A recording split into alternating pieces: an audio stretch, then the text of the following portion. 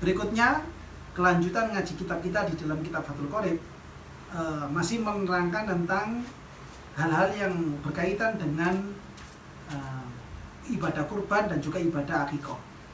Yang mana pada kesempatan kali ini kita membahas tentang penyakit-penyakit yang bisa menyebabkan hewan-hewan ini menjadi tidak sah digunakan untuk kurban ataupun juga digunakan untuk akikah. Sebagaimana keterangan dalam Fathul Qorib, beliau menyatakan wa arba'un wa fi ba'din nusakhi wa arba'atun la tujzi'u fid dhuhaya.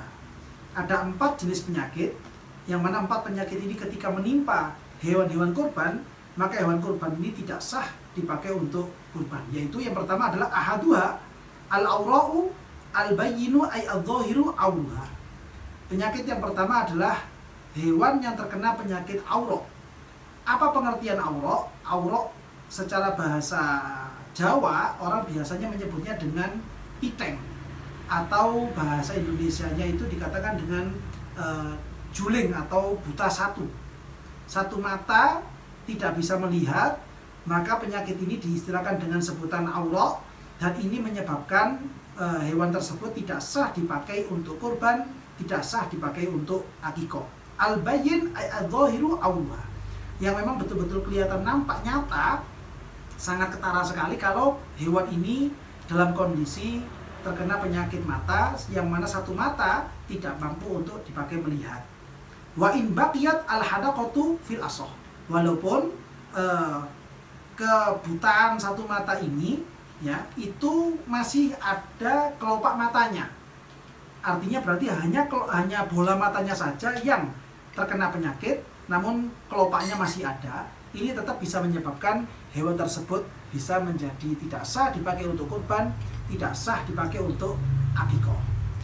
Informasi yang kami dapatkan dari tim ahli penyembelihan, yaitu dari RPH, dari Rumah Penyembelihan Hewan, begitu juga dari kumpulan yang ada di Kota Malang ini yang dinamakan dengan Juleha, dan juga dari teman-teman Jusnu, Juru Sembelih Halal Nahdlatul Ulama. Keterangannya adalah ketika hewan ini dipindahkan dari kandang menuju tempat pengumpulan hewan kurban yang ada pada lokasi panitia. Ketika perpindahan hewan seperti ini, jika seandainya suhu di tempat pengumpulan hewan kurban yang ada di panitia itu suhunya lebih panas dibandingkan yang ada di kandang, maka ini akan berpengaruh kepada kesehatan hewan yang akan dijadikan kurban. Terutama dalam masalah kesehatan fisik, artinya itu dia dalam kondisi yang bergas ataupun tidak. Dan berikutnya lagi yang paling pengaruh adalah kepada kesehatan mata. Biasanya hewan itu ketika berada di tempat pengumpulan hewan kurban pada panitia ini suhunya terlalu panas, maka sedikit demi sedikit mata hewan ini akan memutih. Dan itu kalau dibiarkan lama, itu bisa menyebabkan salah satu matanya hewan ini akan menjadi tidak bisa melihat, semakin berkurang sehingga fungsi matanya akan hilang. Oleh karena itu, penting bagi kita untuk orang-orang yang akan melakukan ibadah kurban supaya memperhatikan kita akan meletakkan hewan kurban ini di tempat yang seperti apa, dan sebisa mungkin supaya suhu di tempat panitia itu disamakan dengan suhu yang ada pada kandang demi kesehatan hewan tersebut. Atau solusinya adalah kalau kita ingin mendatangkan hewan kurban di tempatnya panitia, supaya mendatangkannya ini ketika sudah mendekati dengan hari H, hari akan terjadinya penyembelihan hewan kurban. Jangan terlalu jauh dengan hari H penyembelihan kurban. Taruhlah misalkan Idul Adha ini kurang 1 minggu atau kurang 2 minggu, hewan sudah didatangkan terlebih dahulu.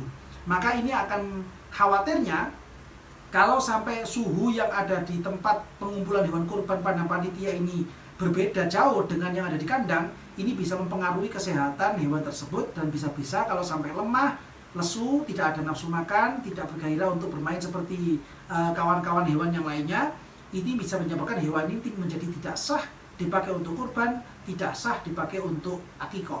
Sehingga kita penting untuk memperhatikan hal ini supaya mendatangkan hewannya ketika sudah mendekati dengan hari raya Idul Kurban. Ini yang penting untuk kita perhatikan, sebagaimana informasi yang kami dapatkan dari teman-teman ahli penyembelihan hewan. Mudah-mudahan kajian kali ini bisa bermanfaat untuk semuanya. Amin ya rabbal alamin.